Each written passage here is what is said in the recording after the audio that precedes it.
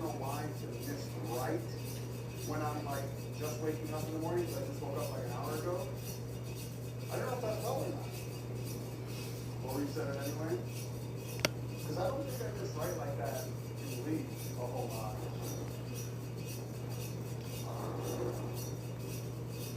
This is typically around the time where I start wondering, okay, is this ball going to be versatile? Is it not going to be versatile? But we already know.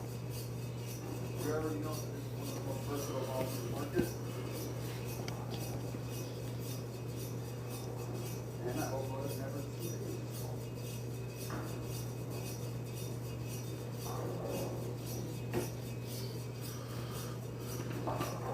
So I got that one right, but it was slow. That's why it felt so much. So, you know, of course, you got to throw it. And look, I don't think Gordon will ever discontinue this ball, just because it's one of the best balls they have. It's not the best ball they have. DJ throws it on TV like every week. And it's still Hold on, boys and girls. Hold on. I got to get my co-hosts. other companies that, no matter how good a ball is, even if it doesn't sell, it goes away. And they're gonna stop selling.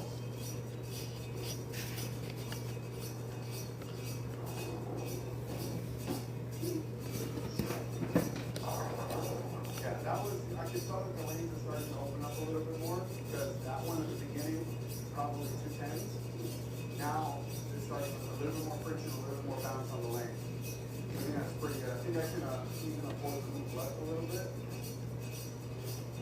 Just make sure they don't get it right.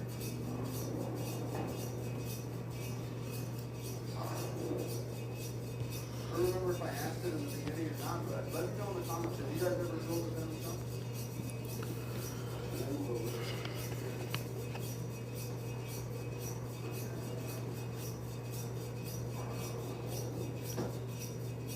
Move left, move left. That's a horrible shot. You know, shots like that really don't count. Don't pay attention to. Because I miss left, move left. Not a good thing. Not a good thing there. Come on. Shots like that are irrelevant to the ball. Because that has no chance of doing anything. Hold on, guys. Technical difficulties.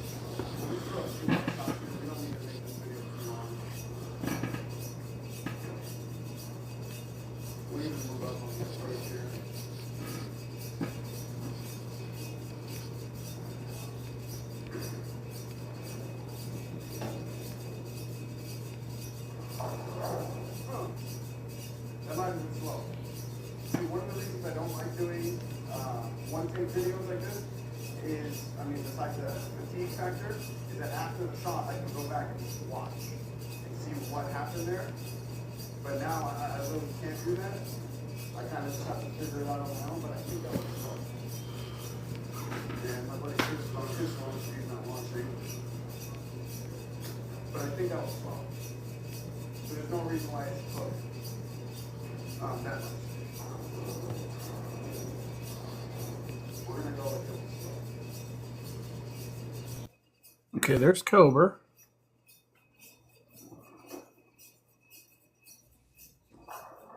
Yeah, I'm not talking. We're just gonna go with it was slow.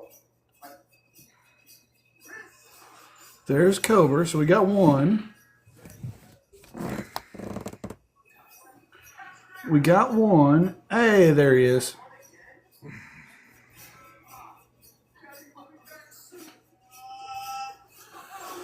Give me 1 second. I gotta set this up. Oh, yeah, you're all good. You're all good. I'm over here Can you hear me tinkering. just fine? Yeah, we're good. I hear you. You're crystal clears. Got me good?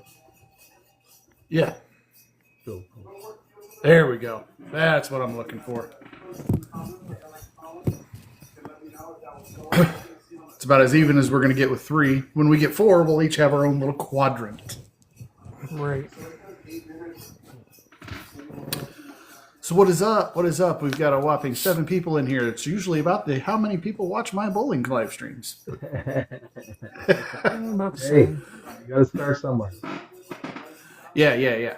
But anyway, guys, this is the opening show of the Bowlers Helping Bowlers podcast. Steve, you got Brian down here in the bottom right, Mr. Pickle Man. By the way, I've got to have you listen to a radio ad. The guy, it's a car dealership, and he goes by the Pickle Man, and it is so ungodly annoying. I'm And sure we got I Kevin love Cobra up here in the top right hand. We are going to be your three main mainstays on the show here, and we're going to have a fourth spot that's going to revolve, and we're going to have different types of guests coming in and filling that fourth spot. So ideally, this will eventually be a 4-person show with that fourth spot just rotating to keep things fresh. Yeah, that'd be cool. Facts. All right, so I'm going to ask the questions before I give my answers. I'll just go ahead and go last by default here. Brian, how long have you been bowling, and what got you into the sport? Continuously, I've been back bowling probably the last, probably going on 3 years. I was into it a little bit when I was still living in Ohio for a while. I got into a couple leagues for like 2 seasons in a row, and that's kind of what sparked my interest to get back into bowling.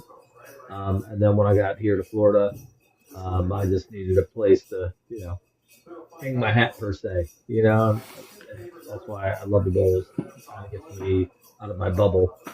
So Well, and that was the funniest thing about when we formulated the idea. I was like, of course, the most anti-people person wants to people once a week. yeah. I do have a little bit of antisocial. Cobra, same question for you, bud. How long you been bowling, and what got you into the sport to begin with? So we bowled probably about 20 years just for fun. And then one day we just decided a couple years ago to actually get back into it. And we were going through that empty nest stage, so we found something that we could all do together. So we got into it. And we've probably been competitive for about a year now. Okay. Well, long story short is I was bowling like almost all my life. Ironically, the very first full, complete memory I have of my life is in a bowling alley. Unfortunately, it is not a happy memory, but it is the first full-blown memory I have. It was my fourth or fifth birthday, and I threw a birthday party at a bowling alley, and nobody showed up. Oh, bro. Mm-hmm. Ouch. First full memory of my life. Oh, man. But You had bowling. Yeah, exactly. It was from that point on. It's like, okay, if I have nobody, at least I have the sport of bowling.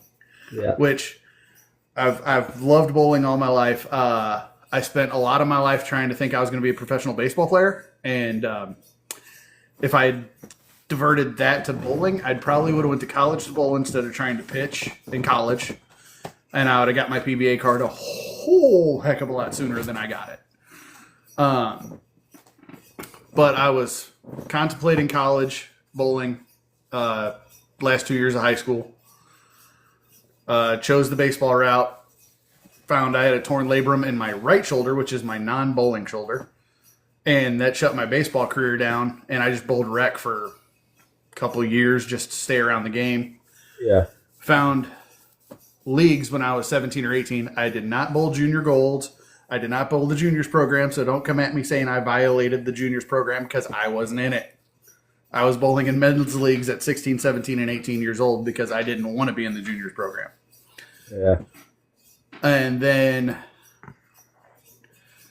about 19 to 22-ish, I took it real seriously. I was in like 2 leagues a week, bowling some form of tournament every weekend. I even had, in the summertime, I had a weekend rotation. I had a Friday night 9-pin at one house, a Saturday night 9-pin at another house, and I had a Sunday afternoon sport shot flood 9-pin on Sundays. So I was literally bowling in the summer 3 9-pin tournaments a week on top of bowling twice a week.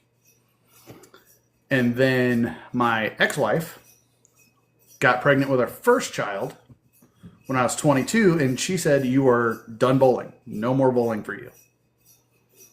Which is part part of the reason she's the ex-wife, not the full-blown reason. Yeah, Part. yeah, I would have issues if my wife, for sure. So I took a 12-year break. I didn't come back to the game until I was 34 years old. And when I came back, me and my current wife, who I've known since I was 7 years old, we were sitting down, we were talking about life goals. Like, what is that big life goal that you think is still achievable that you haven't got to achieve? And I said, well, I know I can get my PBA card. I know I'm a good enough bowler to get my PBA card. She said, well, what do you got to do to do it? I said, join a league and average 200 for 2 years. Because at that time, that was the parameters. Now it's a little bit easier. You only got to average 2 for 1 year with 33 games bowled that season. Right. That's all it takes now. Yeah, there's a lot of guys that I know that they'll literally bowl those games and then they will stop bowling because they don't want to mess up the average. Mm-hmm. Yeah, I've ran up to a few guys like that. The first year back was 2019, 2020. We all know what happened at the end of the 2019-2020 bowling season. Right. COVID happened and shut everybody down. Well, the last week of league before we got shut down due to COVID, I was averaging 199. Oh. But it was like 199.8. So I needed to shoot like a 605 to get my 200 average. I shot 610. And went screaming to the PBA website to go register myself as a PBA member. And then after that, my grandfather, who was like my biggest cheerleader in bowling, like hands down, far and away the most supportive for my bowling through my entire life. He's like, okay, cool, you got your PBA card. And it was right when he was really sick. Like, I lost him like 2 months later. Oh, man. And when I got my PBA stuff, that they give you a welcome packet with a bunch of PBA stuff in it. There was 2 patches that you wear on shirts. Like if you have a polo and you don't have a PBA jersey, you can slap the PBA logo on the sleeve. Well, I knew I wasn't wearing polos. I was buying jerseys. So I took one of the patches, gave it to him. Said, you're the reason why I have this. I want you to have it. That's cool. He said, well, I'm really, really proud of you. I knew you could do it, but there's one more thing I want you to do. I said, what's that? He goes, I want you to go out there and I want you to win. Now, granted, I looked at him and said, Grandpa, that's a steep learning curve. I'm going to go out there for the first couple of years and get my ass whipped. Right. Yeah. And my grandfather and he had a very similar personality to me, real dry, sarcastic sense of humor. He goes, well, I didn't mean to go out and win one tomorrow. I just meant win one eventually. Yeah. We all wish it was just that easy, right? Right. Well, where is it? Hold on. I got to move. There it is. That's his signature straight from his Bible that he preached out of. That's pretty cool. So that is one of the last remaining bucket list items for me in bowling is win that PBA tournament for my grandfather because he passed like 6-8 weeks later. Okay. So now, do you do sanction leagues to get that PBA card? Yeah. Yeah. It's got to be a sanctioned USBC league. Okay. So unfortunately, Cobra, that doesn't mean you can go bowl a 9-pin league and register you 230 average. Right. No, I know that. I was just kind of adding to the cast, But Oh no, I get it. so, how do the tournaments work if you've never bowled USPC? If you don't have a book average, buddy, you're bowling them scratch. So you're just scratch whatever you get. 80% of 220? Is that what it's based on? Or just that's what it's based on. But if you don't have a sanctioned average that they can verify on the book, you get 0 pins of handicap and you're bowling scratch. Yeah. Which is fine. Right. Yeah, but them real bowlers, in them tournaments, there's some really decent bowlers. So, you're going to have to bowl 220 anyways. Yeah.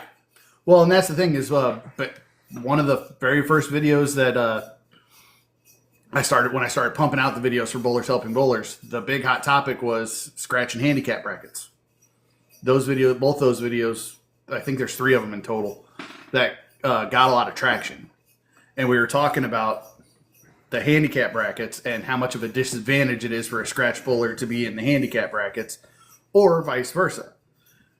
A handicap guy with a handicap bowler that's trying to get into brackets, doesn't know what he's doing, accidentally goes in and gets in the scratch brackets and, loses 240 to 178. It's a good way to lose money either way. Right. Yeah, because I see that there's a ton of tournaments around here. Because we're fortunate enough to have a crap ton of bowling alleys around here. So. Yeah, you're in Ohio. What part of Ohio again? Cincinnati. Okay. I mean, that's not too terribly far from me. I think it's like an 8 or 9 hour drive. I think around here we've got at least 12 bowling alleys within 20 minutes. So, I mean, we've got a decent amount. Well, I live out in the country, and the closest bowling alley to me is half an hour away, and they're closing in a week and a half. Oh, no. Wow. Hey, there's one in Moon. Oh, man. There's one in Muncie, Indiana for sale for $500,000. I saw that. That was actually one of the things I was looking at, because I have an idea for a mini house training center and pro shop. Well, I want to build. 4 lanes. My idea won't work. I need 6 to 8. No, it's 44 lanes. I think it has. Oh, that bowling alley. Yeah. Josh, don't you dare threaten me with a good time. But I work in Wentzville till 5:30, dude. I'd never make it down there in time. I've been through Missouri one time. That was one very dull, boring state. No. The state to our west is the most boring state out there. Kansas. It's diabolical. Completely flat. Well, nothing there. I'm from an area we've got a lot of density and population. Driving through Missouri, you're like, oh, population of 384, 622. Duh, I'm like, what the heck? There's nobody out here. I mean, Brian will tell you our area is full of people. Oh yeah, Josh, I'll tell you, dude. I'm bowling at Cave Springs on Wednesdays, but you need to get your arm healthy first, there, sir. I keep talking to the wife about trying to come up with $500,000 to buy that bowling alley. I'm sure it's got a lot of updating to do, though. Oh, I'm sure.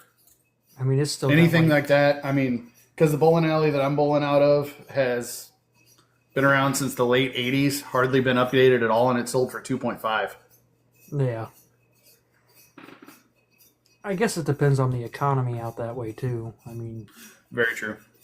Because it is in a very high demand area. It's like in the main strip of one of the suburb towns. Right. But you don't do something like that for the money. You do it for the passion of it. Hey, Cobra, that's actually a really good segue. You're acting like an experienced podcaster already. Doing it for the passion of it. That is why we're here. All 3 of us have a passion for this sport, and we want the sport of bowling to grow. Not only on this platform, of course, that's why we're here, we're doing it, but we want it to broad reach grow. Yeah. Right. Honestly, even today, there's probably at least, I'd say at least 10 people who reached out to me today, just started following them back, Mm-hmm. Told them, like, let's go. That's what we do. Yeah, exactly. It's like I said, the premise of the move. I still don't have. I'm not comfortable calling it a movement yet. It's not big enough. This little ripple we got going on. That was the entire premise. This was back when Mass Follow was just huge and taking off. We're manifesting that movement. And I'm looking at it, and I'm like, okay, I can get down with this. I'm good with helping other people as long as they reciprocate, which was the entire purpose. Right. Well, at one point I had like 1,000 more followings than I had followers. Yeah. And to get onto the TikTok shop affiliate, you got to even those numbers out, or they got to flip flop. Right. So I'm going through like a mass unfollow of the following people that aren't following me back, and 90% of them were freaking bowlers. And I'm like, okay, if this works outside of this community, how can it not work within this niche? Right. And it's not like when you follow another bowler, you're not knowing what you're going to get out of them. Yeah. You already have the biggest thing in common. It has Well, yeah. it has to work. Yeah. Like, why do you not want to share the experience of bowling and follow other bowlers? Like, to me, it's a no-brainer. But you do run into some people that you look at their following and their content, and you're like, man, they do a lot of bowling stuff, but you don't follow any other bowlers. Like, that blows my mind. Right. I've had luck with just commenting on their posts saying, "Oh, I like that ball. I like the way it carries down," or "I blah blah blah blah," and they usually just follow you right off the rip. So Yeah, I mean, even some people though that you interact with, it just doesn't register. Yeah. right, And that's the thing is, like I was telling you guys, like I was telling you, Brian, when we had our phone conversation last week, getting the groundwork laid for all this. I check that hashtag once every day or two or so, Yeah, and I still can't. Like, it befuddles me in a good way, obviously, that people actually use the hashtag and the hashtag is starting to spread. right. So when I tag, I'll go Yeah, to like Undertaker. for one like Just Fun, for example, or I'll go to something that's affiliated with bowling but outside of the bowling community, so it reaches multiple FYPs. That's how I do it. Yeah. Undertaker I is one of the use guys that I came across today. Matter of fact, he's in the chat. Undertaker, you can't really go wrong with Christian TikTok though. I like it too. Yeah, no. Well, and that's the other thing is, like, you don't have to narrow your page to just one niche, because even mine has two niches: energy drinks and bowling. Right. Yeah, mine's bowling and my dogs for the most part, and a little bit of work, a little bit of construction that I do.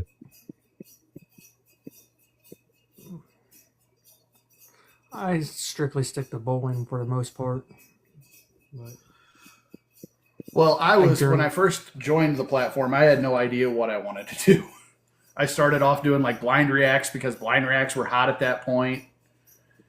Then I tried to do a comedy page, and then me and my wife tried to do a comedy page, and none of it stuck. And I'm like, okay, dude, if you're going to do something with this page, it's got to be something you're passionate about, and not just like Yeah, having fun and grab ass shit. right. right. I was like, what are you passionate about? And it's like, a dud hit me like a bowling ball hitting a 10 pin. I'm like, it's really not that hard if you think about it. Right. You got to build your brand on this app, and clearly bowling's a good start for branding because everybody wants to be part of bowling. They want to be affiliated. They want to be noticed. They want you see what I'm saying? Yeah, well, I know my algorithm in the last couple months, it's geared like I would say 90% to bowling. It's basically geared to what I'm putting out. Same kind of stuff. It's construction, animals, and bowling.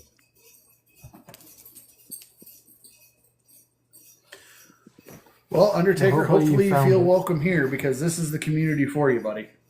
The Bowlers Helping Bowlers community, that is all we do. Not only, helping bowling accounts grow, giving advice when somebody's asking for advice, when somebody's asking about what ball or ball motion they should go to. I mean, we're all here supporting one another, and everybody's in various forms of in various locations in their bowling journey.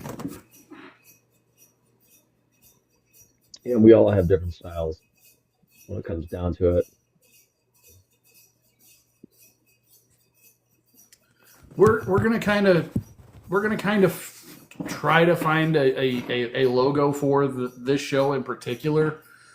The one that's on my profile page right now is kind of like the Intro. temporary here we are Yeah. type Yeah. thing. It's like a temporary Um, sign in front of the store, you know? Yeah.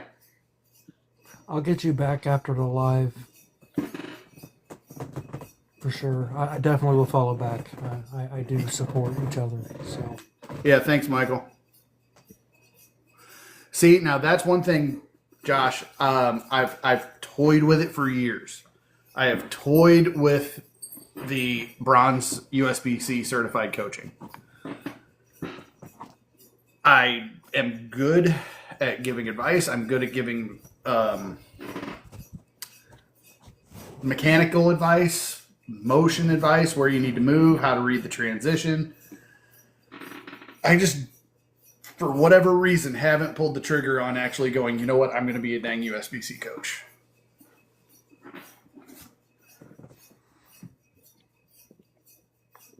you ain't gonna ever do it But- unless you do it. But honestly, Cobra experienced it during his practice session, and Brian's got a shirt on that actually says it. I'm actually a pretty dang good coach when I can see what I can see. Yeah. I'm. You got to be coachable. That's the first step into getting better at anything. I mean, Absolutely. just. I mean, I'm in a slump right now, but I'll pull through it. I mean, I think a lot of it's to do with the weather because it's up and down so much here. But Hyper Ram, shoot, I've been bowling off and on my entire life. I took a 12-year break, got back in it about 2019, so 6 years ago now. Cobra's about a year and a half in competitive bowling, and Brian's about 3.5 years-ish. Yeah, competitive, yeah. I mean, I guess if you consider 9-pen competitive, but I mean, it Hey, you does can get make pretty anything competitive, bro. You can make I don't like anything to lose. competitive. We can make I twiddlydinks competitive, okay? I mean, I complain It's about on. handicaps, so it's got to be competitive. But Let's see here. Let's kind of go that route too, because we've done. Hey, here we are. This is why we're here. A little bit of background. What is y'all's like ultimate bucket list goal in bowling? Like, if you accomplish it, it's like, okay, I have nothing else to accomplish. I know for what I'm doing right now, in my life, I'm looking at multiple tournaments coming up very soon. I'm really putting some actual time into the sport. I'm already scheduled and paid for Reno's Nationals, so I mean that is like on my bucket list for sure.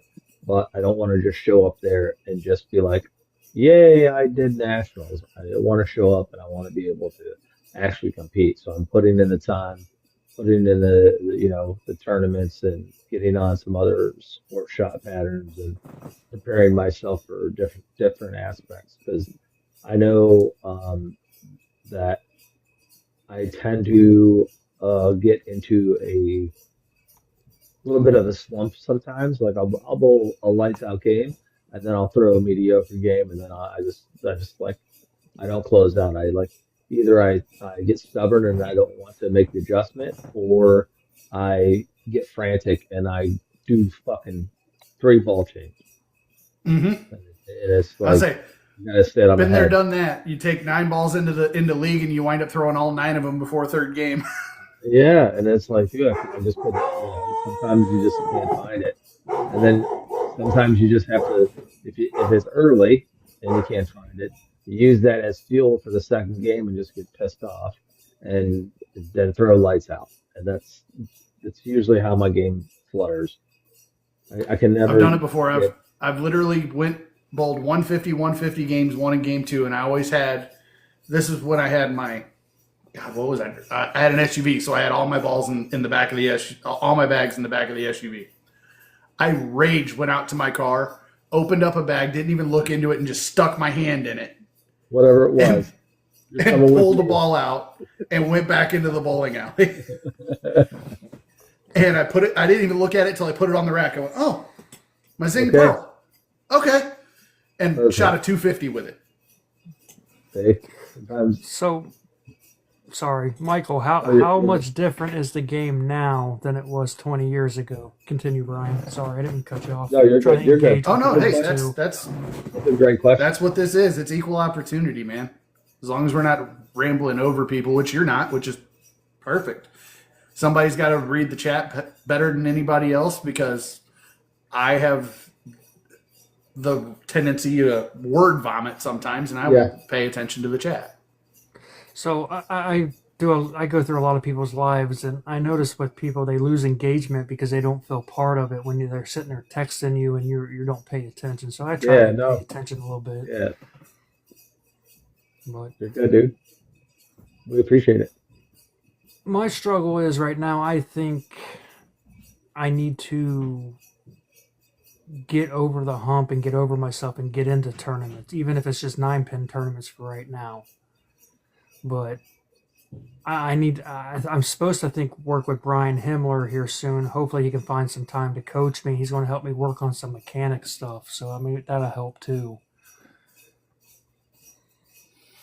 Well, yeah, Yeah, and if that's you- the other thing is, like, I know we're on this platform, but one of the vast wealth of bowling knowledge is on the YouTube platform. Like, when I got back into bowling, I was like, all right, I'm going to learn this game. I'm going to study this game. And I went to YouTube University.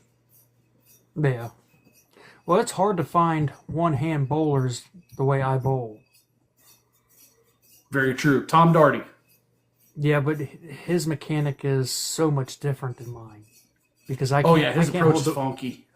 I can't hold the ball up in the air like he does. Yeah, that. Because it hurts my shoulder. I have to keep it tight to my body. But Himmler, he's supposed to help me try to figure out either a more dominant layout for me or sometimes something to work with my mechanic to help me out. So I mean, I'll still be learning from a pro, so it'll help. Honestly, for me, it was as soon as you got out and did my first, like, I did like a local tournament to start off, and then I went straight into a state tournament. And as soon as I went into the state tournament, it was all like everyone else is the same, man. Like it totally takes the nerve off it as soon as you get into basically, I would say 2 tournaments. Then I feel like the cobwebs are knocked off pretty quickly. Right. I mean, Bree keeps telling me, which Bree's my wife, she keeps telling me, you need to get over yourself and let's just go do it. Let's just go do it, you know. And anything in life, getting over the fear and getting out of your comfort zone is going to make you grow. But you gotta take that leap of faith, you know. Yeah, for sure. Well, it's just like even bowling 9 pins, getting a super pot ticket drawn. The first time you're bowling for money, you're shaking. Like every part of your body, muscles are shaking you didn't even know had muscles. Right. Right. And you're so nervous, but the more and more you do it, the more and more comfortable you get. I used to get nervous bowling $50 strike pot shots. Now I can sit there and throw a $2,500 super pot shot and go, no, I've cashed one of these before. Let me go do it. No big deal. It's just a matter of getting the reps in and getting the experience in and getting comfortable being uncomfortable. Yeah, that's true. I mean, you gotta do it, or I mean, you'll always sit back and reflect. Well, I could have probably done this. I could have probably done that. You know. But, All right, so let's stick with the kind of the Himmler advice area. okay, hold. Read Undertaker's question and answer that. Okay, well, let's see. When do you know to change to a strong ball with a long pin to PAP compared to a lower diff ball? You usually go those bigger, stronger balls early in a tournament or early in league night because that's when you're going to have the heaviest oil, and those strongest balls are going to absorb all that oil and blend the pattern out. So you start with that. And then once that ball starts burning energy and starts hitting like a pillow or not getting to the head pin, that's when you switch to that lower diff ball with maybe not as strong of a cover so it can skate through the fronts and hold the energy for the back.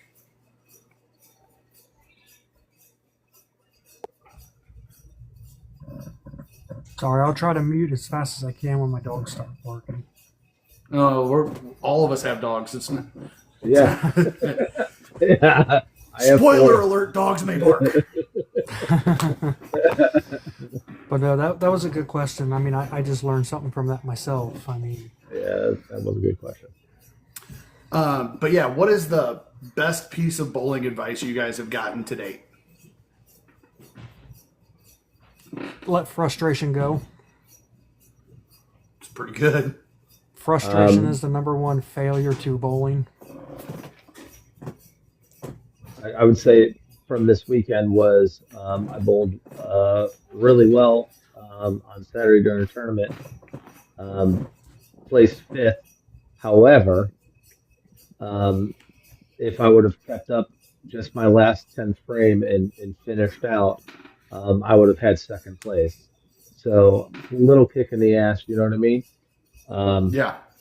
And then I was in my head all day about that on Sunday. So when I got to league, I was I was so ticked off. And I was like, dude, you got to let it go. My first game, I threw like complete garbage. I wasn't even thinking about what I was doing.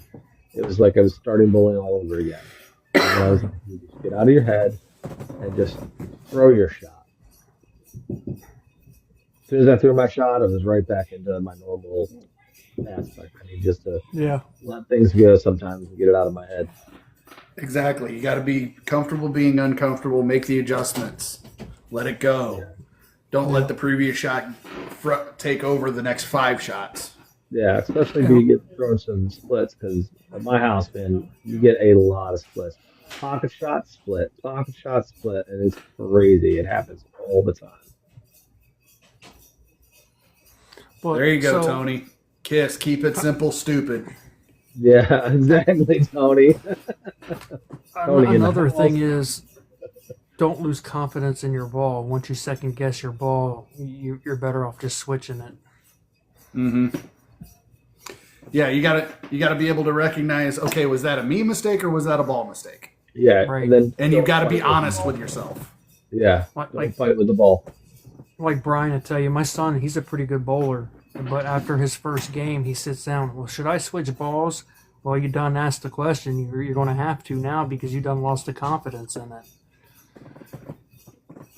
I mean, if you're thinking about it, yeah.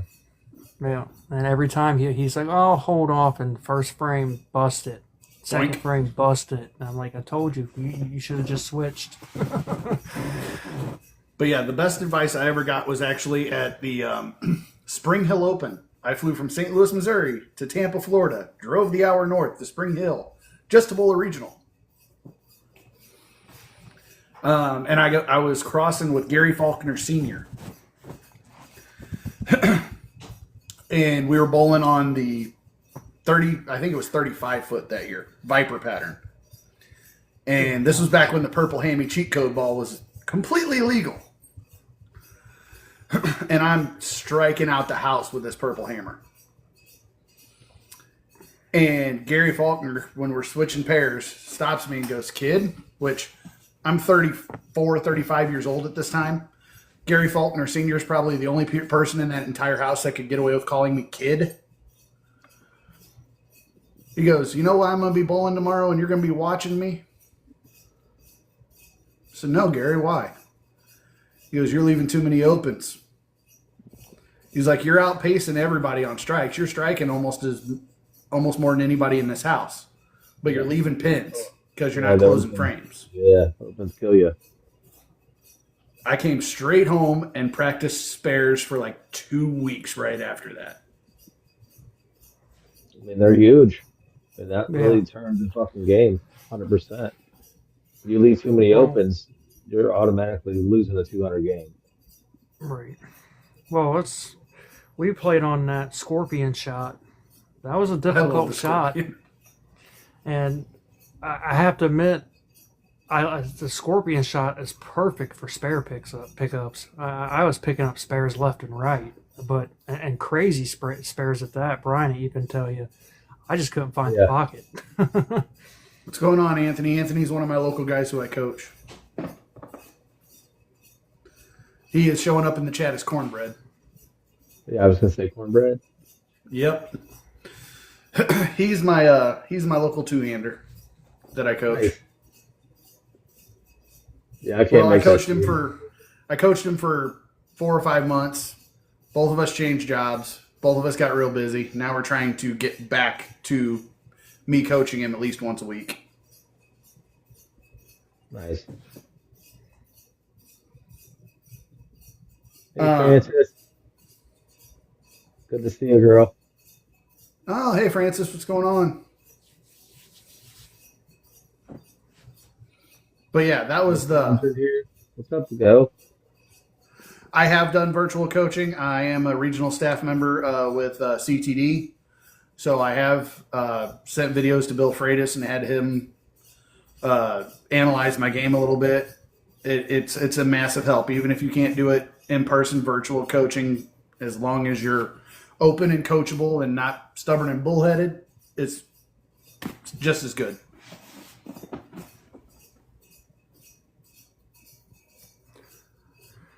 Is that expensive?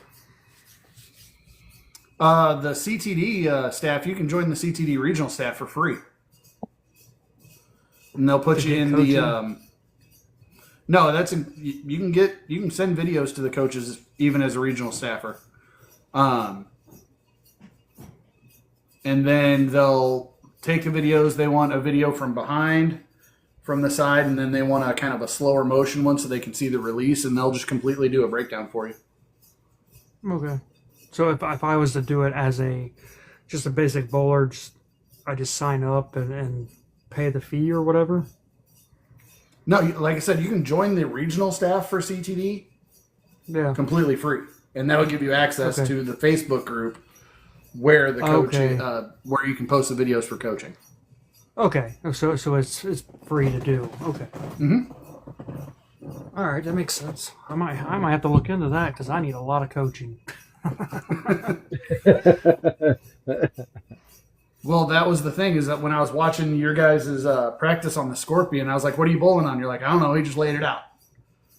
I said, "All right, Cobra, go play the ditch for me, one shot, and see what happens." Right. Yeah. Oh, okay. Like he didn't even sound confident when he said okay, but he's like, "I'll try it." 10 back. Well, as soon as I got home that night, I sent Brian a message. I said, "Oh, I figured that pattern out. I know where I went wrong." He goes, "Yeah, we were just talking about that on the phone." I said, "Oh, shit."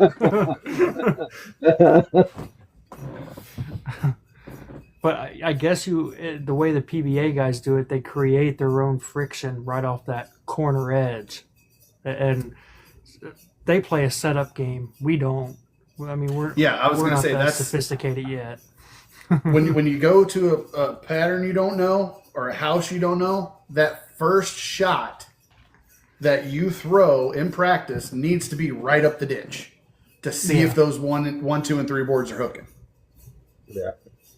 If they're hooking, then you can parallel in and you know you have a friction spot to throw to. Right. Yeah. And you just go Sure, slowly. yeah. In your case, you're right-handed. You go slowly left until you finally reach the pocket, and there's your starting point. And then you just keep parallel and parallel and left. Y'all are wrong-handed. And throwing it to that friction I spot caught that. all night long. You guys are wrong. So, my question is, so when I warm up, my first ball, I usually take my Black Widow. I hit the 10 board, and it goes to the 7 pin. Do I move extremely far left on that? I would start with a 3 and 2 and start working your way that way, because you don't want to do zone changes, because what if there's something in that zone that would work Okay. and you just completely skipped over it? So 3 with your feet, 2 with your eyes or hand. Yep. 3 with your feet, 2 with your eyes. Open up your angles a little bit more and just keep paralleling in until you find the pocket. Because if you guys start left way too early, you're going to run out of room. Yeah, Right. That's a huge thing that I have a problem with, because I will commit to left. I would say 75% of the time, Well, only in my house shot. If I get into tournaments, I will push right as much as I can.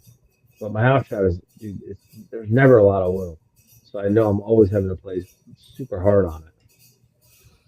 Right. Well, and that's the funny thing too is I had a guy in my league. He's like, "Man, you always start way too far right." I'm like, "Well, dude, I have a 450 plus rev rate. I can."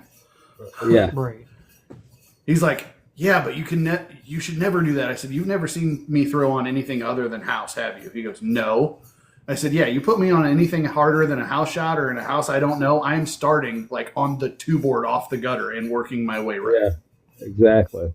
Yeah, See, I don't get how my wife can do it. She can just pick her ball up, she lines up, and she hits the 10 board, and she'll hit pocket almost 90% of the time. I'm like, what the heck?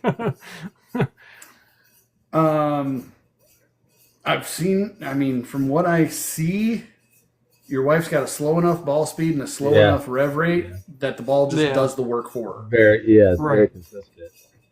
But she outbowls me. I have to give her props. I mean, Well, like Tony said, it's the KISS method. She keeps it simple. She goes, "Okay, Yeah. I'm going to walk up. I'm going to drop the ball down, and I'm going to let the ball do its thing." right. Yeah, get, My hand get- placement's inconsistent. Guess what happened after my visit with Cobra up in Cincinnati this past few weeks? They all went out and bought Storm Equinox. No, not It's a all house of them. shot killer, man. It's an HSK. Let's clarify All right, not this. all of them. Not Not all all of of them. I ended up with a track stealth mode and Black Widow Mania. Let's just say they went to the pro shop and they contributed to the pro shop. Well, let's see, Brian. Do we get into that? Let's not. Oh, you want to save it for a later date? Okay, I got you. Yeah, no, yeah, let's wait a let's- few more weeks. Yeah. Let's make sure we No. get enough trouble. I've explained it to Brian. It's just everybody tells me to do something, and it's everybody. Oh, you need to switch a storm. You need to switch a storm. Everybody, and it feels like they're trying to force me to do something that I don't want to do. No, I don't want you to go from being a one brand bowler to another one brand bowler. I want you to explore.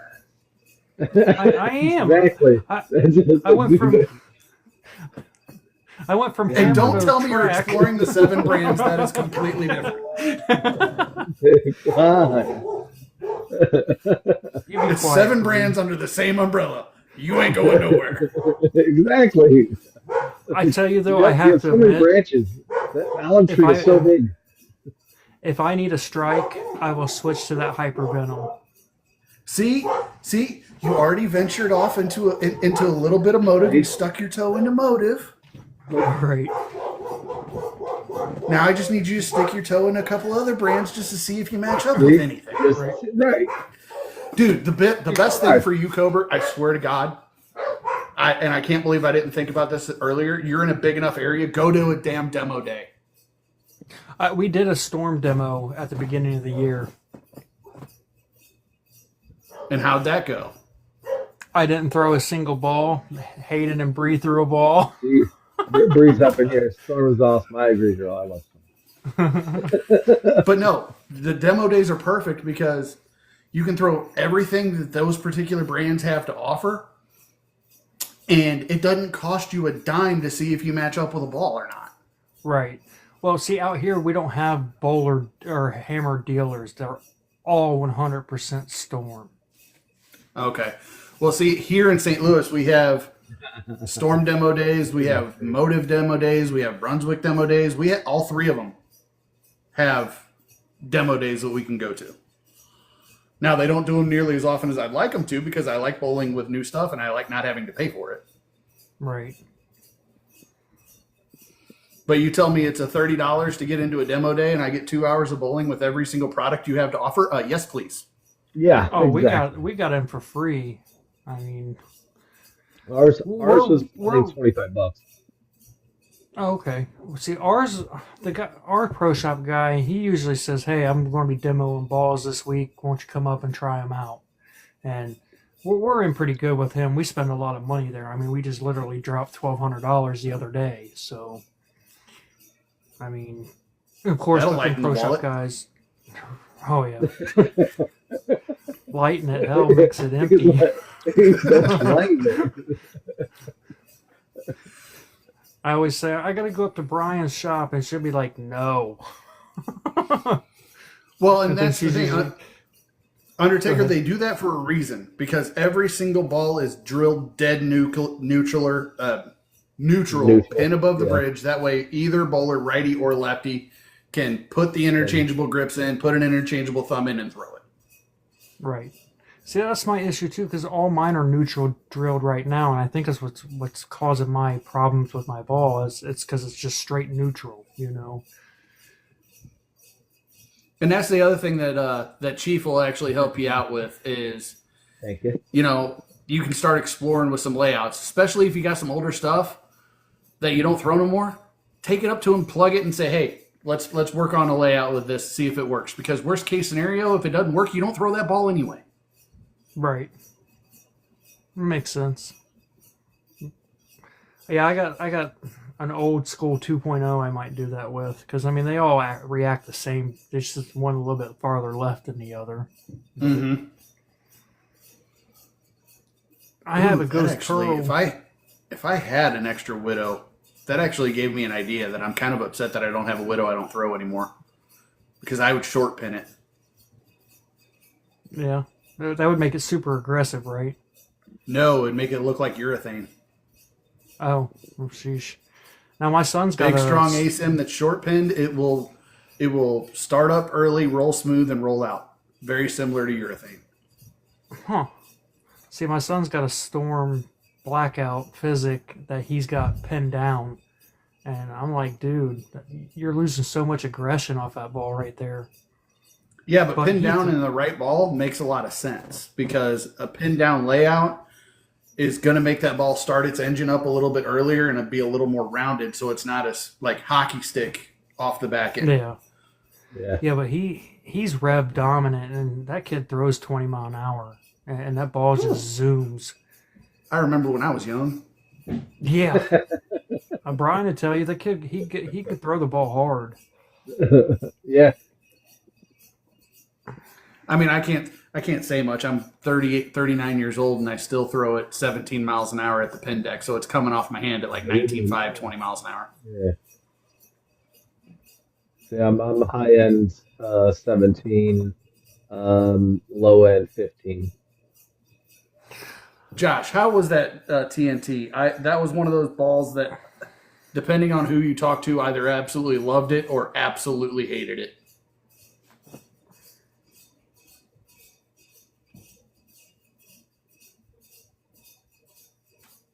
See, those are the kind of balls that I usually stay away from.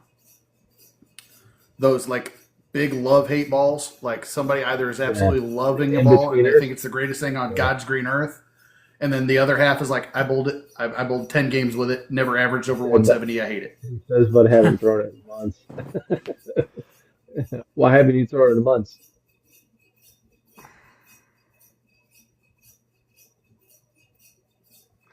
Anyway, so I can't tell you an actual reading off of my throws because I don't think our sensors are accurate in our bowling alley. Yeah, I've got a bowling alley that's like that. The house I bowl at on Hey, Friday Catherine, how are nights, you? it'll literally say that I'm throwing the ball like 12 and a half, 13 miles an hour. I'm like, it is physically impossible for me to throw a ball that slow. Well, I threw it one time. It was 1569. The second time was 1269. It went faster than the first one. I was like, okay. Well, Josh, with as big as you are, brother, I would hope you didn't throw it 12 miles an hour because you'd look goofy as hell.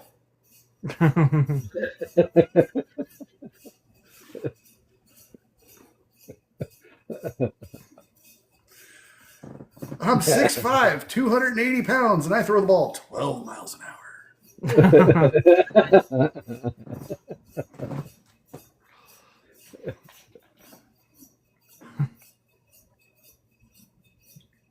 Hey, I got the puzzle on the first try. Go me. Oh, speaking of which, I thought it was appropriate for our first show to wear the Dude. t-shirt that started it all. Bro, Yeah, boy! bro. We didn't even talk about it. No, not at all. Yeah, The shirts that started the movement. You all would be disappointed because I ain't got one. Hey, I have a go to I have a- my page. Yeah. I have a Showcase bowling button. ball It's listed addiction. there. I have a bowling ball addiction. Well, let's start a Not a bowling shirt tire. addiction.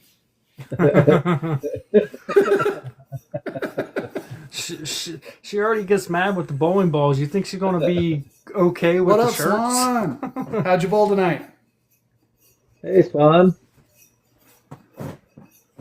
Hope you're feeling better. I know she wasn't feeling so good. Hey, 619. Anytime you're plus, that's a good night. Oh, Yeah. good scores. Yeah. Nice job. Yeah. 16 miles an hour, or 16-pound ball. So he's throwing grown man bowling balls Oh, yeah, yeah. at 24 Good miles an hour at 72 years old. God bless him. Well, I'm glad you hit over 600, girl. For sure. Undertaker, if I tried to throw a ball 24 miles an hour, my arm would go with the ball down to the pin deck. My shoes would be left at the approach, and I'd be with it.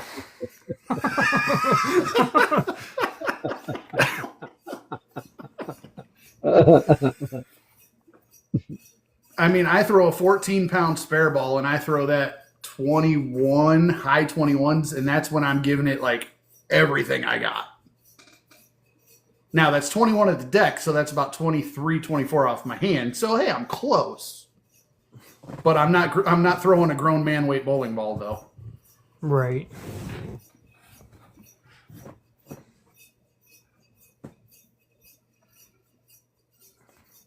Now, if I want a rev dominant ball, I'll switch to my daughter's 13-pound raw hammer. I can get that ball moving pretty good.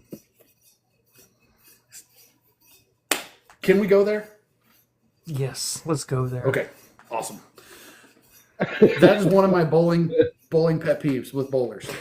Here we Those go. bowlers that think entry level means no hook Yes. Oh, no, for sure. drives me insane. Yeah. What's up, Entry buddy? level means it's going to Hey, buddy. store way long and go sideways. Yeah. Oh, Look, Joel's in the chat. Joel's in the chat. No. What is up, buddy? I don't We're know, talking man. about urethane right now. That raw, it literally goes 2 feet and it goes straight to the pocket. Like Joel. Seriously. If Royal Pin gets burnt dry, he would probably go coast to coast with a tropical storm. Oh yeah, for sure. Yeah. But that's because Joel's the man, right? And that was the other thing I loved about the U.S. Open. The finals of the U.S. Open. And Joel, I'm stealing this from you. I know this is a pro shop conversation. Andrew Anderson is throwing a Hustle X-Ray. Oh.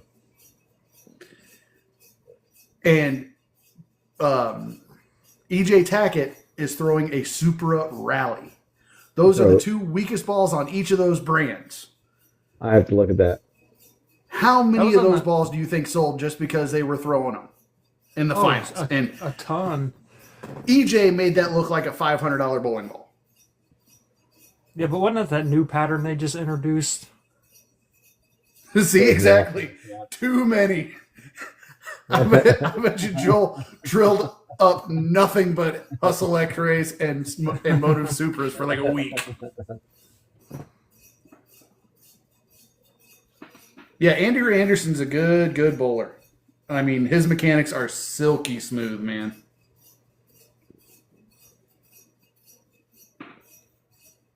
millions of them. I bet.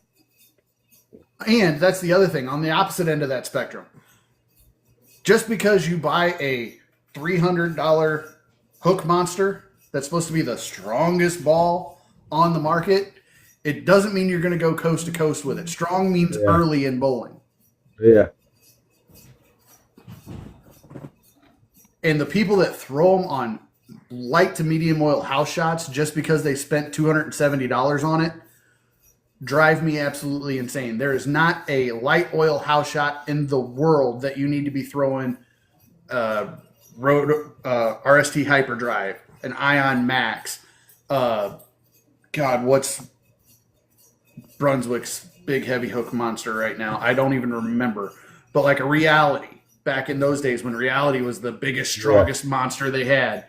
And everybody hated throwing them because they were throwing them up the second arrow right into the friction off the get-go, and it would burn up energy and hit like a pillow. And like, this ball sucks. I'm like, it's because you're not using it in the conditions it's meant to be used on. Right. Yeah. Right. I wouldn't say the special effect is Brunswick's big hook monster right now, especially because it's a polished solid. That's supposed to be a really strong blendy type of bowling ball. Yeah. Which, right up my alley. I agree, sir. I'm looking forward to it. Not gonna lie.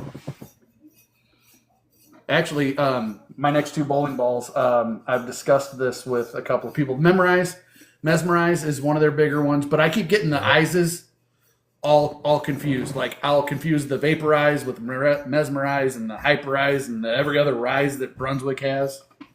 I've gotten the 50-50 with the Memorize as of people that I know that have gotten it. Some love it, some hate it. It's one of those. But that was the other one. My bowling ball that if you could bring back one bowling ball from back in the day and put it in today's technology, the Vaporize actually has the Danger Zone core in it. Oh, okay, yeah. That Pure Envy I have, that's a hooking monster. That thing could go 40 to 0 back to the pocket pretty easy. Now, there was one Brunswick ball. That was heavy, stronger than shit, and you could actually hook the lane with it, and they discontinued it way too fast, and that was the Extreme Envy. You could hook the whole lane with that sucker. Yeah, I watched some guy up at Waltz down here in Kentucky. He was throwing on a Kegel red block 40, red square 40. Red square? Oh, the Red Devil. Oh, I hate the Red Devil. He had one of those, and he had it actually polished up even further just for that shot. And I was like, sheesh. Talk about crappy bowling that day. I bowled a 108, 110, and a 92. Well, Anthony, both of those balls are actually supposed to be pretty similar. The Wolverine's actually supposed to be a little bit weaker because it has a weaker, it's got a lower RG, a lower diff, and it's symmetric versus asymmetric. Your UC3 is asymmetric. The reason the UC3 is supposed to be around that, or if not a little bit weaker, is because it's urethane, which it is not. The UC3 was an absolute monster. You throw it on a sport shot, it acts like urethane. You throw it on a house shot, it acts like a freaking reactive ball. It was nuts. Joel, are you still in here?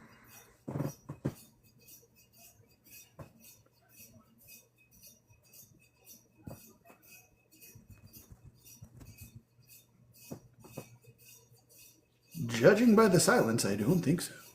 Probably not. There he is. There you go. So, I'm getting a stealth mode hybrid.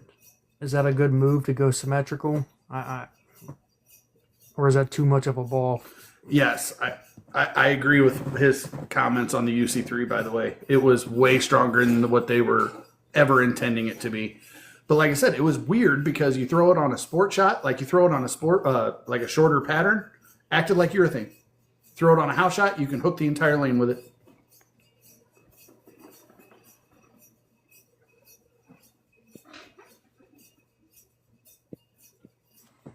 I just bought one. Obviously, it hasn't came in yet. It was supposed to be there today. but my pro shop guy's going to try to help me figure out a layout to it. But he said that I should give it a shot because I'm wanting to get into some more symmetrical balls. So, All right, with all due respect, with all due respect, Joel. Now remember, I'm saying this with all due respect. You can call the stealth mode a daddy ball when it's been around 14 years, like the Venom Shock. Okay.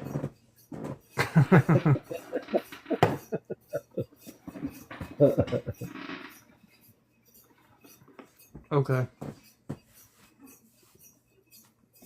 I'm sure my pro shop guy will keep it probably around there. He's pretty good with that stuff.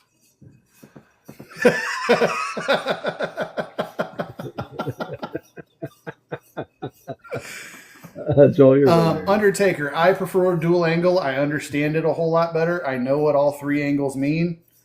LS2, I haven't done enough research to know about it, but if you tell me, hey, I want this ball to do this, I can come up with a dual angle layout that's going to be close enough. Now, I'm not saying I'm Joel and can pinpoint a dual angle layout that's going to be perfect, but I can go, okay, I can give you an idea. But you try to tell me what's a good 2LS system, I'm going to go, I don't know, 4x4x4 just because I know it's a dead neutral layout.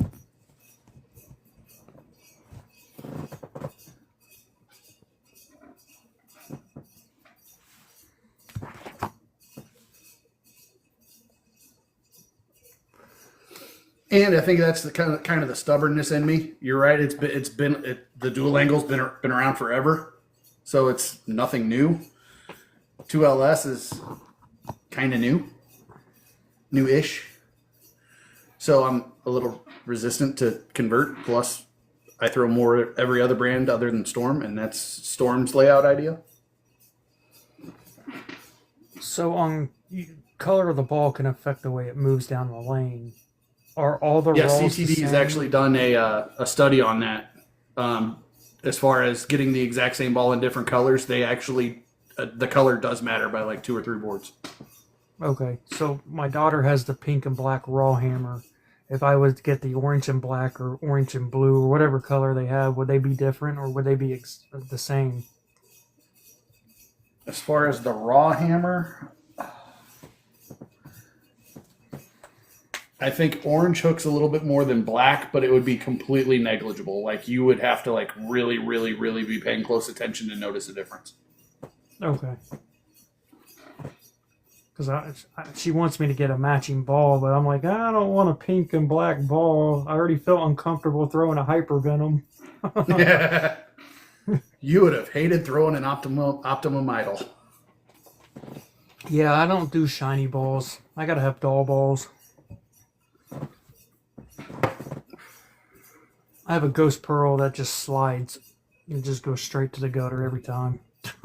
Okay, Joel, I had it flip-flopped. I knew one of the colors hooked more than the other. In my defense, that was like a 10-year-old CTD video I watched about color difference on the overall hook of the exact same bowling ball. Okay.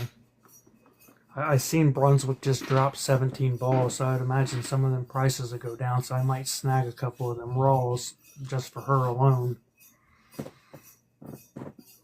Because I think they're under $100 right now anyway, so I mean it's not a bad. The Ghost was entry-level way too ball. smooth. The Black Widow Ghost was way, way too smooth and way too controlled.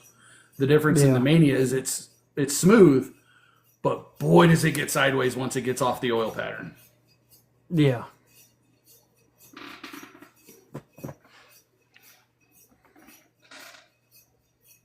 That Mania has got to be a two-hander's dream ball. Just to be able to get it to go that long and then get it to go that sideways. The Mania, man, it rocks and pins. It hits them hard. What ball replaced the UC3 for Rotagrip? It didn't get replaced. It just got discontinued.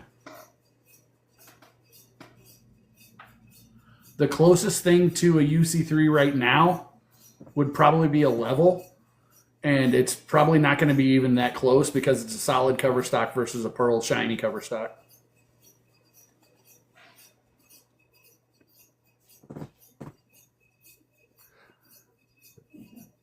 I'm not sold on the level yet. I don't think the Storm. technology's there yet. I think what Storm did was they saw what the brands did with the NU Blue and the Rattler, and they tried their best to make improvements on it. That's what I Yeah. think Storm did. It's more like a prototype, to be honest. Yeah. But yeah, as far as that, a comparison to what a UC3 would be, that would probably be the closest comparison out on the market right now would be a level. So what about that hyperdrive? Oh, the Hyperdrive. It's a doll ball. It looks kind of like the Evoke. It's got the multiple different colors. And less absorption. You're 100% correct. The Hyperdrive is an Ion Max that you can play straighter with. Okay. That's good because my son's wanting to get it, and he's got an Ion Max, and he's been trying to go a little bit straighter, so that probably would make more sense for him then. Well, and Undertaker, I'm not going to 100% disagree with that, but I'm not going to 100% agree with it either. I think the difference between Brunswick and Storm is they finally figured out what balls they specialize in, and they're leaning more into that. Storm right now is really hammering into that continuous ball motion that'll continue to go through the deck. They're ace in that continuous ball motion right now. And Brunswick is more going along the lines of more skid flipping angular. That's what they're doing well right now with the HK22 Cohesion cover stock. So they're laying into that more, and their best balls are going to be those long, snappy skid flip type balls. So I think that those two companies in particular are realizing what they do best, and they're leaning into it more.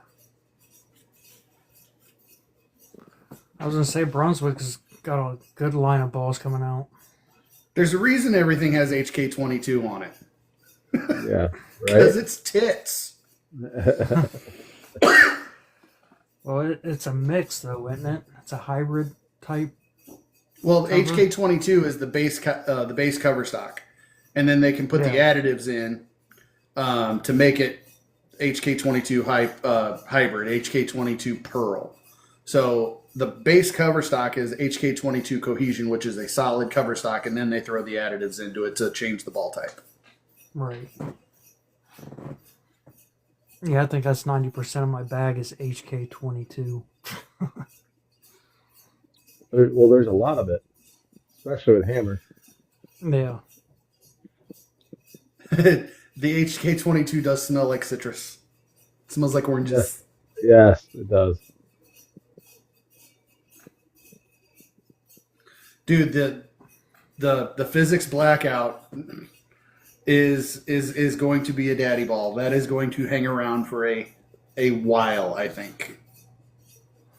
I think the physic line itself is good. I mean, there were some Yeah, really but the good blackout balls. is far and away the best physics they've came out with. Oh, no, I totally agree. My wife has one, but we Even though replaced the her Proton, the with pink it. and purple one, Exactly. so good. Exactly. The pink and It purple felt- Proton physics was so good. It fell victim to Eastgate Lanes. It chewed it up, so we had to replace hers. Yeah, exactly. HK22, we put that shit on everything. That's a great commercial.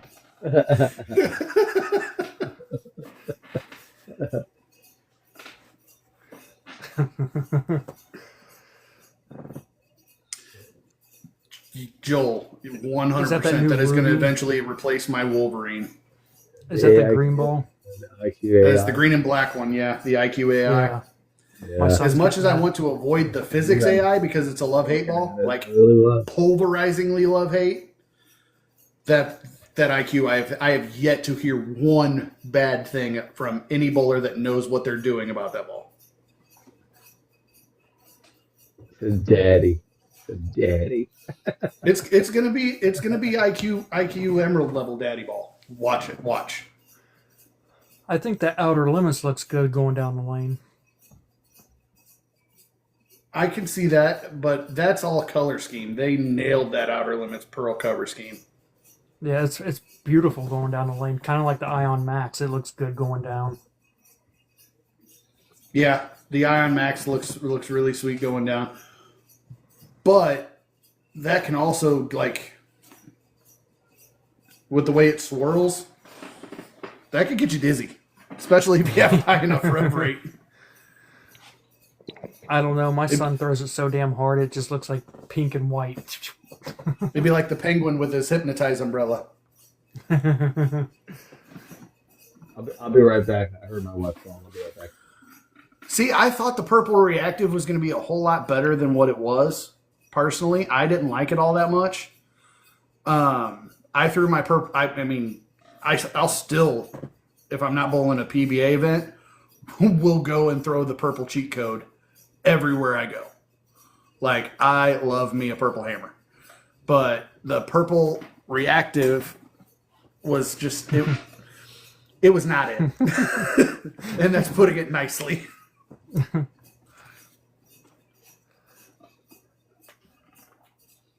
How is Brian still liking the thing when he's not near his phone? We don't ask questions. We just appreciate the fact we're almost at 7,000 likes. He's got a clicker on that thing, don't he? Busted. No wonder his hands don't get tired. That's funny. He's got to have his hands freed up for other things, my man. Oh, joy. Get your brain out of the gutter. That's one of the next t-shirts I'm going to get. It's going to say my brain's in the gutter, but at least my balls aren't. Oh no, my balls seem to be in the gutter more than on the lane, so.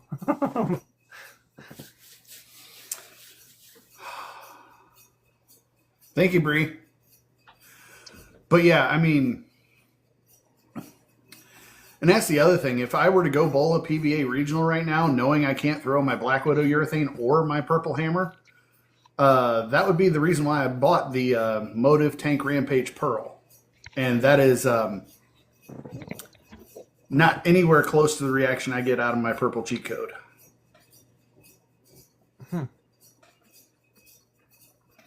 Because you put me on light oil, natural wood lanes, I will hook the entire lane with a Purple Hammer. Oh yeah, absolutely. I haven't Purple ventured Hammer, out the urethane. It just turns and turns and turns. It don't stop turning. I had an IQ 78U that I tried. That turned me off really quick.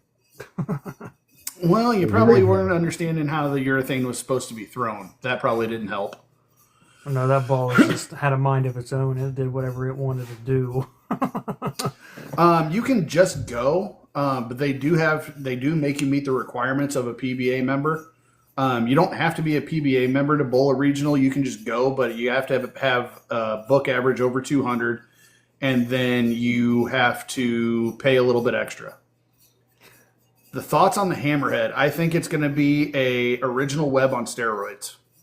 Yeah, I agree with that. I think it looks cool. Replacing it. I really want that ball. That's the next ball I'm getting. It looks 1 year, smooth going 33 down the games lane. minimum.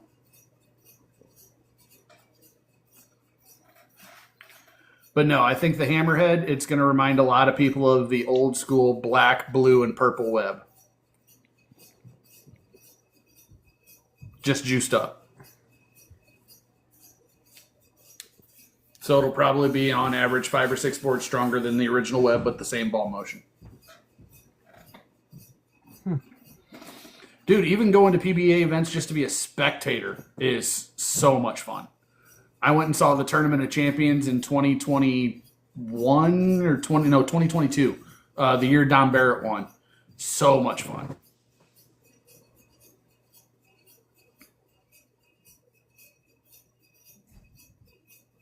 Tony, I think you're gonna like it. Especially if you had a web before, dude. Yeah. That ball's gonna be so good.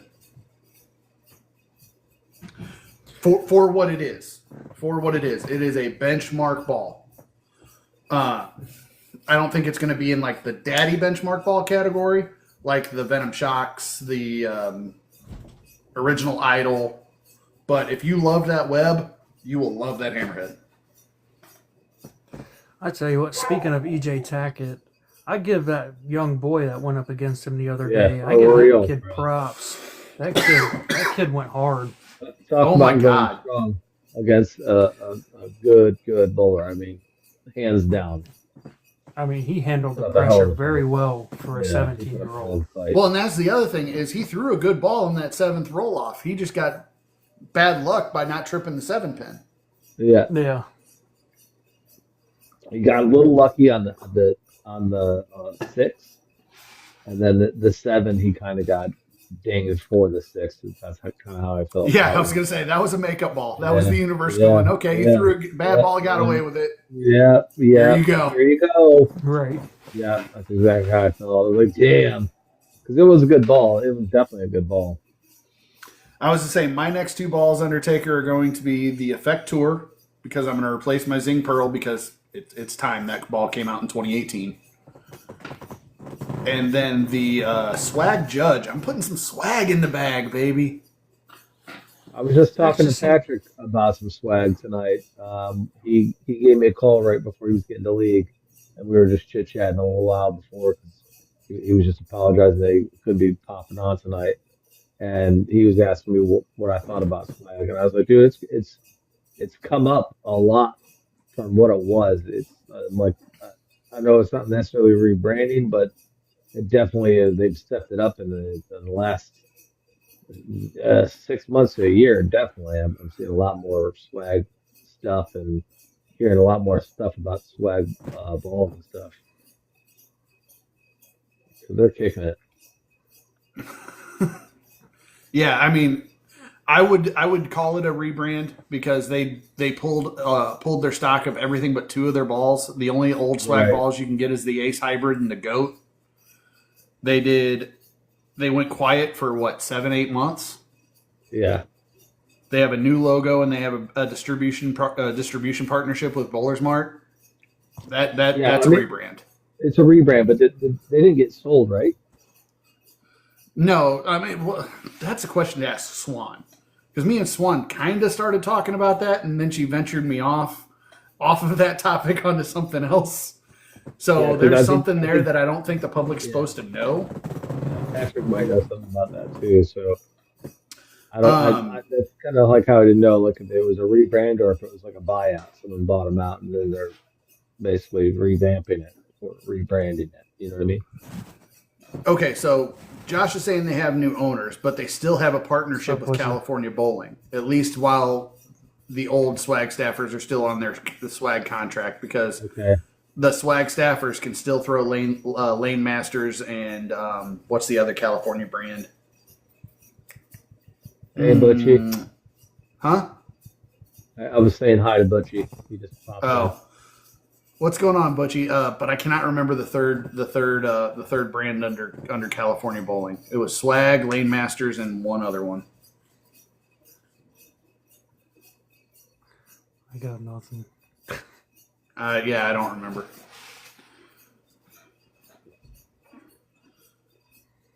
Legends, that's what it was. Yep. I just throw the round thing down the lane. That's all I know. Right. All I know is put 3 holes in it and let me go. Aren't you 2-finger cover? Yeah, I'm 2-finger. Yeah. Is that what she Well, says? third Put hole 3 for you. fingers in me and go. I knew it was coming. Hey, you know what? I would say one of my favorite bowling jokes, but I won't get bananaed. It'll go in our chat later. Right?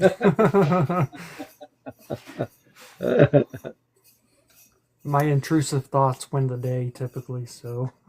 Again, hey, at least my brain may be in the gutter, but at least my balls aren't. Yeah.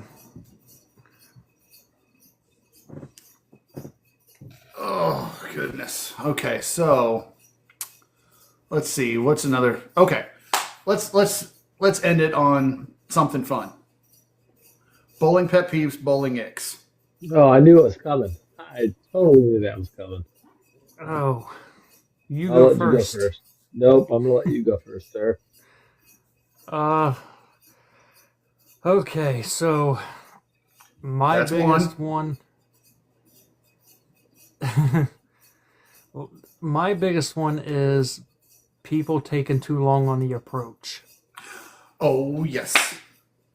And then my second one is when you tell somebody to go and they say, "Oh no, you go." Well, I'm not ready to shoot my shot at that point. I'm telling you to go. I hate that. It throws me off so bad. I'm like, no, dude, I told you to go for a reason. Go. Yeah. Don't rush It me. puts me in That's it puts me in what a I get. rush, yeah. Exactly. Then you rush and then you yank a shot and then you just give them the death stare. Yep, 100%. Dude, I will literally, if someone does that to me, I will walk away. I will walk absolutely opposite direction with my ball. Like, I'm not going. I don't know what the fuck you're waiting for. I may or may not put my ball back down on the rack Yeah, same thing. loudly. Yeah. Yours is probably a little bit more effective than mine. Mine's more of like, I'll just ignore you and just walk away. But I wear headphones all the time. So, Nope. If I tell you to go twice and you say no, it's wham. I just pretend that I can't hear them. I just give them the motion, like, go ahead, and then I just walk away. But apparently, this is another thing me and Joel had a conversation about. Apparently, each time he's hopped into my league lives, he's like, "Dude, you throw the ball good. Why does it look like you want to kill everybody at the bowling alley?" I think we have that same look, bro. I All don't know right, I'm what like, it is. dude, I'm having a good time. I don't know why I have resting asshole face. Okay, Yeah, who hurt you? Man. Yeah, exactly. Who hurt you? I The just same tell way, people dude. I fine tuned that asshole for 42 years. Just deal with it. All right, Brian, what's your pet peeves? Number one, just I, number one, I would say is I wish uh, every house that ran leagues would give out a bowler etiquette pamphlet Yeah. to everyone that joined the league. That way, there's no excuses. Because I know that I am in multiple leagues with people that have been bowling in leagues season and season in that still do not understand bowler etiquette. They will jump in front of you and like drop of the hat doesn't matter. Like probably my number one pet peeve. Um, Number two pet peeve is people that stand in the way, that are just chit chatting when you're trying to get back to just take your shot. And then when like things get backed up, everyone's like, "Why are we running so late? Why is it taking so long?" And it's like, dude, because you guys just don't move. Like, just sit down or get out of the way. Like, especially when you're in a four shot or five guy shot night, takes fucking forever, man. That's Oh yeah. my number one and number two. Okay, my number one, and I know I have a guy in mind when I say this. He drives me nuts when we bowl together, or if he's within 3 pairs of me, he drives me nuts. But off the lanes is a nice guy. Yeah. But that sprayer We all and do. prayer who gets so upset when they don't score. All right, we do all know this guy. Like, dude, you have no idea within 15 boards where that ball's going, and then you have the nerve to be pissed when you shoot a 150. You are not good enough to be that mad. Right. Or when it doesn't even get close to the pocket and they throw their hands up and like expect it to all fall down. And it's like, dude. I don't know why I'm not carrying. Number one, you're Like- throwing a house ball, dude. And number two, you picked that house ball up off the rack, put it back, and brought a different house ball in like it's going to make a difference. And I'm not talking like donated house balls. I'm talking Yeah. the Lindy XL hole house ball. Yeah, yeah. That's number one. And I have a tie for second because it equally aggravates me Okay. that bad. I'll allow it. 2A is guys that put multiple balls on the rack. Mm-hmm. And I'm not talking like strike ball, spare ball. I'm talking like strike ball 1, strike ball 2, spare ball. It's like, dude, it's a 5-person team. Yeah, no, One ball. Even my house, even my house, dude. An extra spare ball, and the whole thing's clogged.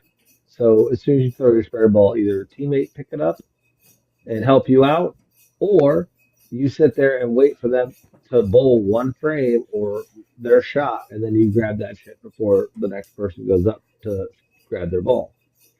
Mm-hmm. That's the cycle. It's respect. And Do all my then, teammates do it? No, just me. and then my 2B is the bowler that disappears every single time it's his shot. Yeah. The flight risk. The one you got to send TCA after. It's like, dude, I was about to throw a search party. You're on back-to-back lanes, boss. Go. FAA is grounding you, sir. Sit down. You just hit, Like, hit the nail on the head. You just hit the nail on the head with two guys on like 2 leagues a night. They're like back to back, both of them, and they like I don't know. They just Now, I'm Just not going to say gone. I'm not guilty of it from time to time. If there's a line at the bar, I will be that bar guy that's like, no, I'm Yeah, getting my drink yeah, first. No, I get that, but they're just off just chit chatting. They're just gossiping, like, dude, be a team, be here to bowl. Like, we're on the same team. Let's support each other. That's what Yeah. I think. That's what irks me the most. If you're going to be on a team with me, I expect all my teammates to be on the same page while we're bowling, because what we're doing is bowling as a team. When people just go off and just like don't, and they act like they don't care, that's my number 2B pet peeve. I kid you not. I actually had this happen, and I heard it, and I couldn't believe it. he was a flight risk. He was gone. My team goes through the entire team. He's their leadoff guy, so he's now got to go on 13 and 14 back to back. He comes back. They're like, "Where were you?" "Oh man, I was at the gas station." Ain't no way. What? Ain't no way. What? Now, granted, the gas station was right across the street from the parking lot, Yeah. but you can't get there and back in 2 minutes. Bro, literally went to the gas station. Bro. So we have one team that we bowl against in our league. They're utterly annoying. Another part to pet peeves is I was going into the 8th. I had nothing but strikes. I hear him whisper over, "Slow down and starve him out so he doesn't get his 300." Yeah. I looked Oh, over at God. them like, this is 9-pin, bro. Come on. I mean, it was They're- a legit. It was a legit. Ice and game. a kicker. Oh, dude, that made me so mad. I'm there Oh, to yeah. encourage people. I don't care if I get beat by 500 pins. That's great to see somebody bowl good. I mean, kudos to you, And then the same group, they like to run up and throw their strike, and then they'll turn around and do weird poses and Oh, jump down on the ground and start yeah, going. Jesus. Oh, dude, like we had that. Oh, we that's had so a guy in annoying. our league that would literally sit there and do a minute-long dance every time he struck dude, at the foul line. I have one as well. They call me twinsies with him. Dude, it pisses me off. I'm like, seriously, bro? I'm like, And he's 'cause I don't and do of that course at he's like a all. 160, and he's a 160 bowler. Yeah, Oh, same. sheesh. I think he's Bree, less you know who I'm than talking about. that. I think he's max 120s. But yeah, Oh. he'll throw his hands up, do a little shimmy shake like this crap. I'm Yeah. like, dude, Like a whole cheerleader. Oh, bro, it's a lot. It's a lot. Oh. 100%. I've got one more honorable mention, and he's an honorable mention because he it only happens in my Friday night league. This dude, every single time he strikes, will yell "boom" at the absolute top of his lungs. Dude, are we bowling in the same league and we don't know it? I swear to God. Because I'm sitting there and I'm going, okay, was there like a process to get to the boom? Like, did you try other things and it didn't work until you landed on that? How do you land on the most obnoxious thing possible? There's Patrick's in the house. What's up, Slag? Sheesh. Yeah, dude, there's always a boom. Always a boom in the house. He's the one that owns the food inside the bowling alley where I throw. His name's Eddie. But yeah, it's just like, Yeah. like now if Yeah. I'm drinking during Friday Night League, I'll find it mildly entertaining. All right. I have another one. There was But if I'm not, it is obnoxious. there was a Kia, like a karate Kia, every time in my league. How do people land on this shit? Dude, I was thrown when I saw it. I was like, okay. First night, I was like, that's interesting. Third night, okay, that's kind of enough. Fourth night, Now- I'm like, oh my God. We're still I have going. to give you a visual for this because this was when I was like 18, 19 years old in high school. We had a dude that did this every single time he struck, right? He would throw, and then he'd come back like this. Hold on. He go. Yeah, the Superman. And I'm sitting there, and the dude was like bald from here back with the party in the back. Oh, sheesh. And there was like, man, one of these times when he does that, I just want to come up and just do one of these to him and just whoop, right as he's coming back. But again, how do you land on this shit? I have no idea. Is it like trial and error? It's like, oh, I'm going to try. No, that didn't feel right. No, I'm they gonna, no, probably, that. they probably got a laugh out of it from somebody, and they just stuck with it. He said, I'm getting annoyed just thinking about all these. But no, like he had one hand on his hip and the other hand out, so it was kind of like the Three Musketeers kind of thing with the sword. Oh, sheesh. Yeah, exactly. He's like, jeez. I strike and I am D'Artagnan. V for Vendetta. Where is Porthos and Athos and Aramis? Antonio Banderas. I mean, that's not Okay, that just reminds me of the old Saturday Night Live. My name is Antonio Ande Banderas. Yes, yeah, exactly. And this is That's the. exactly what I thought. How do you say it? Oh yes, sure.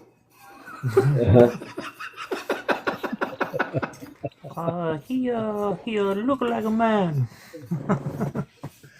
Oh, that was back when Saturday Night Live was actually worth watching. Yeah, I was just gonna say Right. when it was still good. When it was still good. When it was worth watching. The old Night at the Roxbury clips when Jim Carrey was the third when he was the third Butabi. Everything Chris was Kattan, better in Will the Ferrell. 90s. Just bum, bum, bum, bum, bum. And then Jim Carrey was in the middle of the backseat doing the same thing, but he had like this little head bob on top of it. Yeah. Right. Hands So good. down, the 90s was the best decade. Yeah. I would say like early 2000s was right up there too, but as a decade as a whole, yes. So yeah, I'm Gen X 77. And Zennial 85. yeah, and 82. I'm the 82. youngest one on here. What the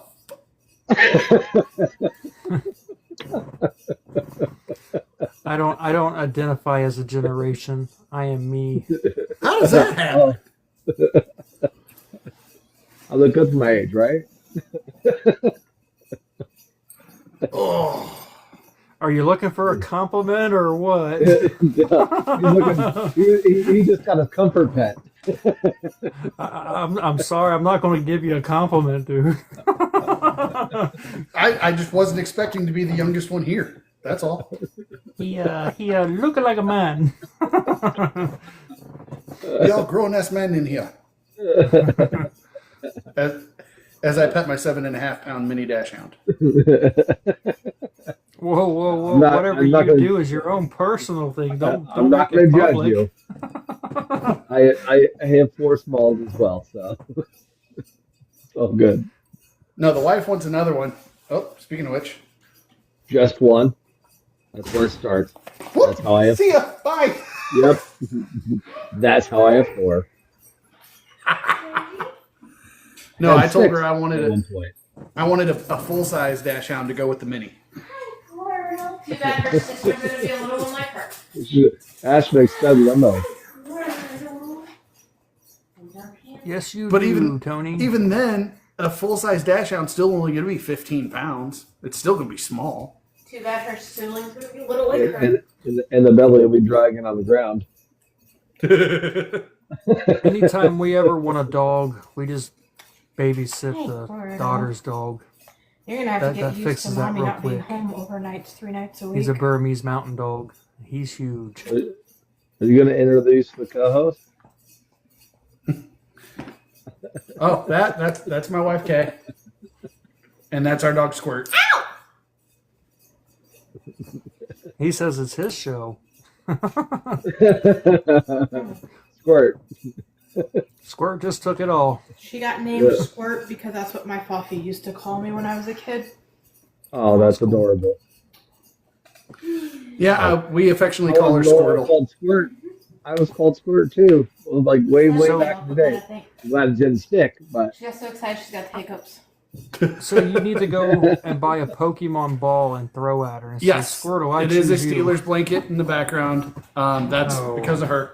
Don't you come for my blanket. Oh, I'm from did you see Cincinnati, that, I'm sorry. Facebook post I sent you earlier about the Tomlin conversation with DK Oh yeah, I Metcalf. saw that. He avoided answering the question of who's my QB.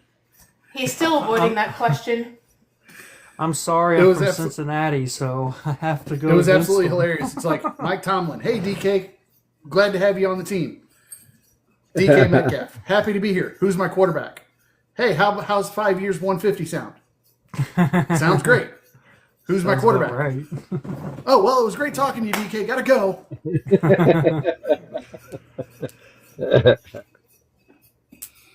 They need to get somebody in the draft. They just gonna have to risk it. I said they need to go get Milton from the Patriots because he looked Yeah. really good in that game he started. Oh, I think the AFC North is going to be in turmoil next year. I mean, there's a lot of front office issues with all 4 of them. I think they're in the competition of who can be the worst of the worst for next season. Well, Because I mean, Cincinnati, let's they look just had at to go it this get a way though. loan. The Pittsburgh Steelers, the par for the quarterback right now is Mason freaking Rudolph, so it can't be that hard to beat. Right. Ew.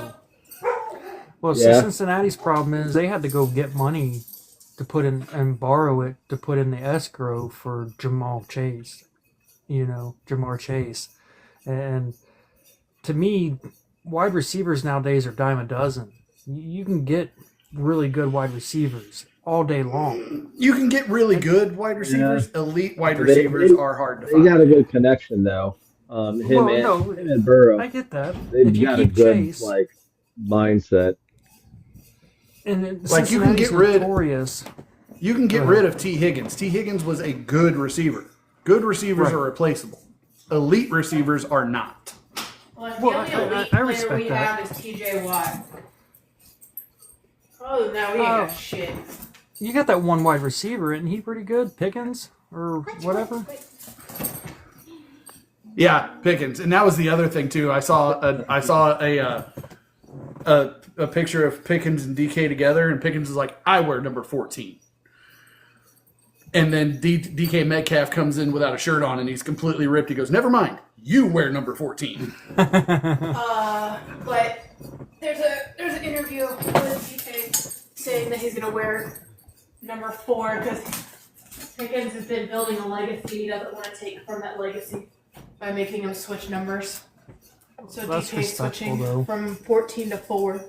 But yeah, that was it was just too funny because DK's just completely like his muscles have muscles, and he's like, yeah, you can go ahead and have number 14. It's not worth the ass whooping." Oh yeah, I sold 2 cars Yeah. today. Right. But Well, like okay. Cincinnati's One was Going Psy, in who I've been working on since flipping January, and the other one was a brand new one. Oh God, I think that would be a mistake What? drafting Sanders. Dion's kid. Oh yeah. Please no, dear God, no. Drama. I got a green screen. Yeah, you can hide stuff behind a green screen. Right. So pretty. So pretty. Oh, I'm the host. How do I do that? What are you trying to do? Put the green screen up. So pull up your Because the last Click time I on did your- it, I was a guest on Joel's live, and I could just click my own picture, and it did it. But if I Yeah, click my pull own up picture, your- it's bringing up the go live with guests. so, So it's click not on the your same one. box. Click on your box. You click And on then your go own box, down. sir. AI wallpaper. Yeah, and then go to trending green screen. No, it's not that either.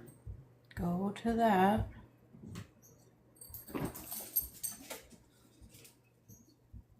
That's just going to generate a wallpaper.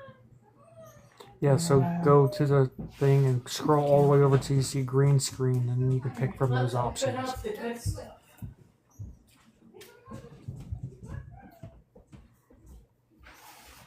Nope, I don't I'm want. taking Fluffy to work with me tomorrow. I don't want AI wallpaper. Yes, quit AI. I'll play with it later. See, I changed mine. Look what I could do. Dude, I don't know how to do it yet either. I'll get there. I'm a nerd. Just leave me alone.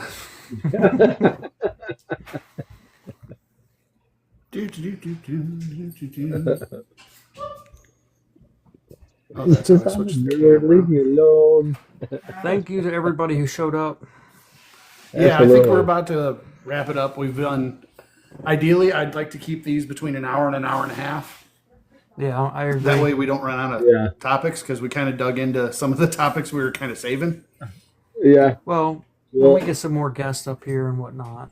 I mean, we could next week maybe bring up Joel or somebody or Yeah. a female bowler preferably. You see what I'm saying? I think that'd be good. We're planning on doing them every week at Monday. Monday at 8 p.m. PM. Well, 8 9 p.m. p.m. my for you. time. 9 Yep, p.m. 9 p.m. for us. Eastern. Yeah, well, I'm in the middle of the country, so I'm an hour later or earlier than you. Michael, Yeah. hopefully once a week. If it Yeah, we're- takes off, maybe twice a week.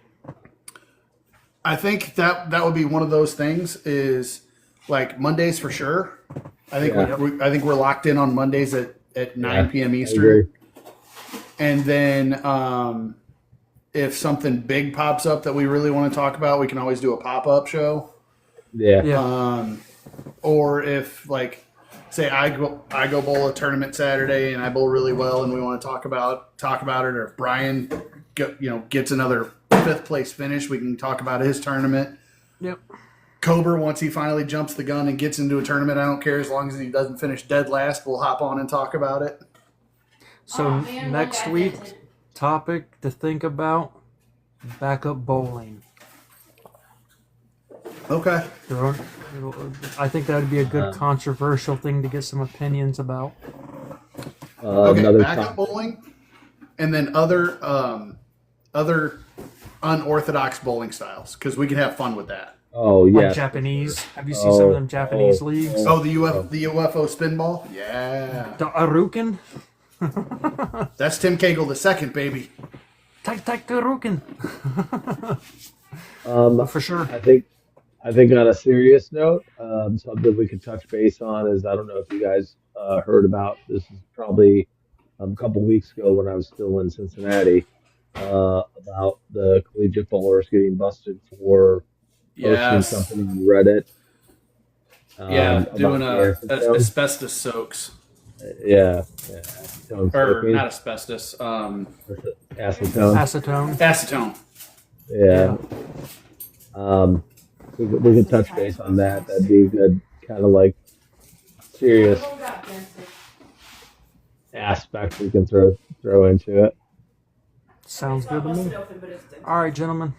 We can All right, bounce boys. the other ideas this week. I would say that it was a success. It was fun. I can't wait for next week. I had a blast. Hey, Absolutely, man. Mike.